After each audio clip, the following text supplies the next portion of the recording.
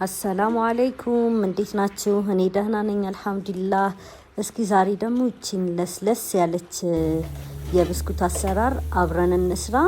በነገራችን ላይ የሚጠበስ ነገር ከውጭ አትጠቀሙ። ዘይቱ ምናምን ጥሩ አይደለም። ብቻ ከውጭ አትጠቀሙ። እንዲህ በቀላሉ ቤት ውስጥ እያዘጋጃችሁ መመገብ ትችላላችሁ። ቪዲዮውን ደግሞ እስከ መጨረሻው እያያችሁ ላይክ እና ሰብስክራይብ ማድረግ እንዳትረሱ። የተጠቀምኩት ያው ዱቄት ልኬቱ ምንም አያስፈልግም። ምክንያቱም ሁሉም ሰው እንደሚፈልገው እንደመጠኑ አድርጎ ነው መስራት ያለበት። ከዛ ዱቄት፣ ቫኒላ አማራጭ ነው። እኔ ሽታውን ስለምወደው ነው፣ አለመጠቀም ትችላላችሁ። ከዛ እርሱ ስኳርና ትንሽ ጨው ነው ያደረኩት።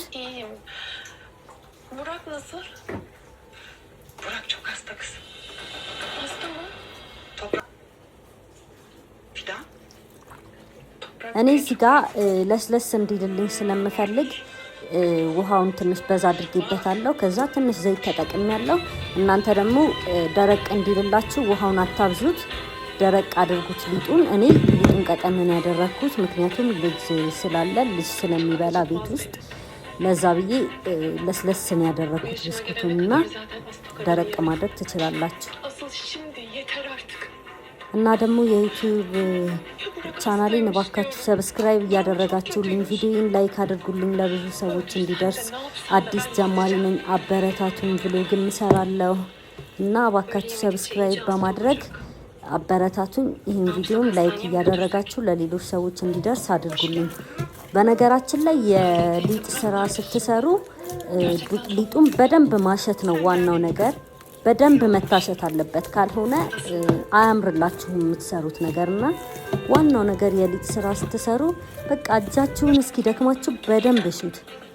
ከዛ እዚህ ጋር ኩፍ እንዲል በጎድጓዳ ሳህን ውስጥ ከድናችሁ ኩፍ እንዲል አስቀምጡት። የተወሰነ ደቂቃ በቂው ነው። ከዛ እንደዚህ ኩፍ ሲልልኝ በድጋሚ ያሸሁት። ውስጡ በደንብ ክፍትፍት ይላል። እንትን ስትሉት ሁለቴ ምናምን ኩፍ ስታደርጉት ውስጡ በደንብ ይከፈታል።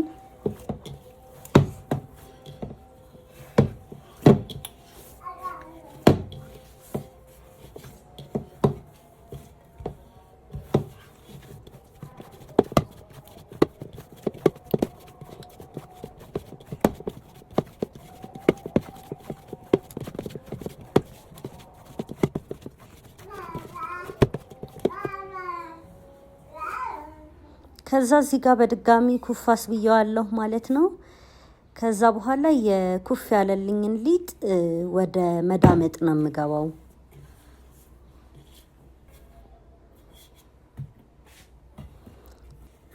እና ስትዳምጡ ደግሞ ቆራርጡት፣ ከቻላችሁ ቆራርጡት። እኔ በአንዴ ዝም ብዬ ስላደረኩት ነው እንጂ ቆራርጣችሁ በደንብ ዳምጡት።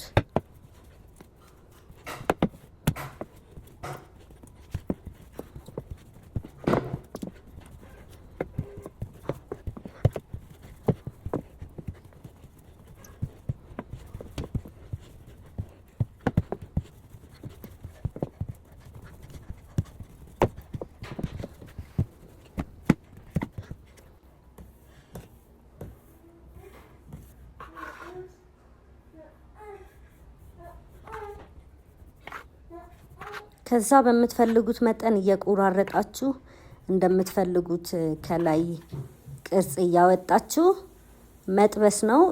እዚህ ጋር ዘይቱን መጣድ አለባችሁ፣ ምክንያቱም ዘይቱ በጣም መፍላት የለበትም። ካልሆነ ውስጡ ሊጥ ነው የሚሆንባችሁ፣ ውስጡ አይበስልም። እና በዘይቱ ገና ፈላ ማለት ሲጀምር ነው የምትጨምሩት።